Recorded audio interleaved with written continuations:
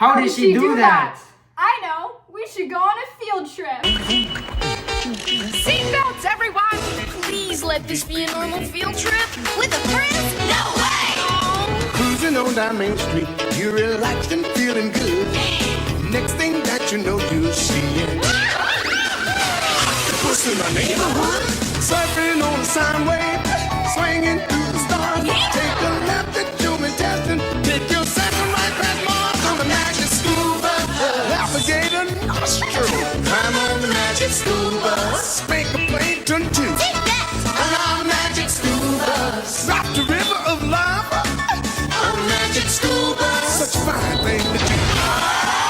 So strap your bones right to the seat. Come on in and don't be shy. Just to make your day complete. You might get baked into a pie on the magic school bus. Step inside, it's a wild ride. Come on, ride on the magic. Where are we?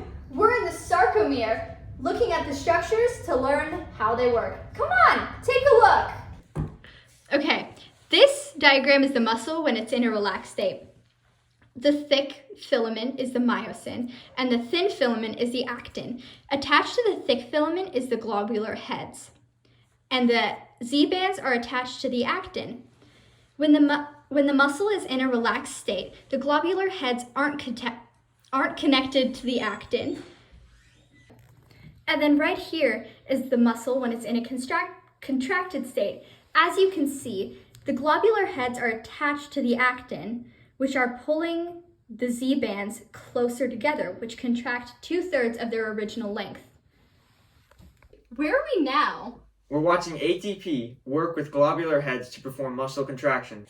To help explain muscle contraction, we have some labels here to show everything in the diagrams. First up, these circles are actin, then we have the globular head, and then the longer line is myosin. The first step in muscle contraction is the relaxed muscle. This is when the ATP charges the globular head. The second is when this charged globular head attached. This is why this is called attachment. It is also worth noting that the adenosine triphosphate splits up into adenosine diphosphate and phosphate. The third step is the power stroke. This is when the neck of the globular head is flexed to bring the actin in to perform contraction.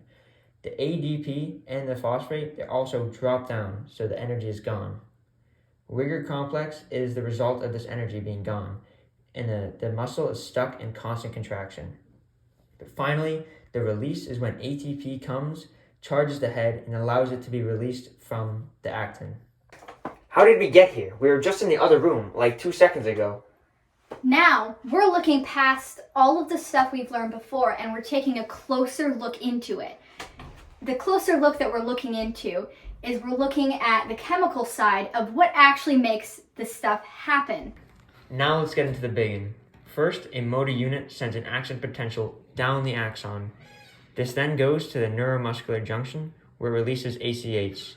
This ACH goes over to the motor end plate, which then goes down the T-tubules to the sarcoplasmic reticulum.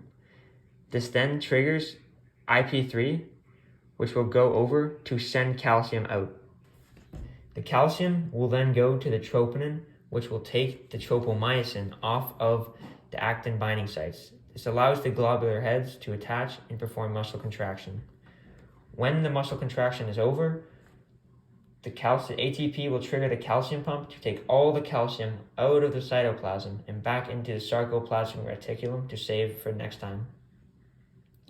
I'm tropomyosin, and I'm blocking the actin binding site. And I'm troponin. I'm the one with the brains because tropomyosin doesn't know what to do. And this is calcium. Okay, we're gonna act this out here. Oh my goodness, I got calcium. No way, I love calcium. I'm gonna give this to you. Let's go.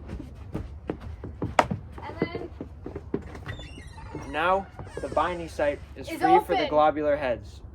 yeah, what he said. Oh my goodness, that makes so much more sense now. I know, I finally understand how the muscles work and how the dog was able to jump through the hoop. Exactly.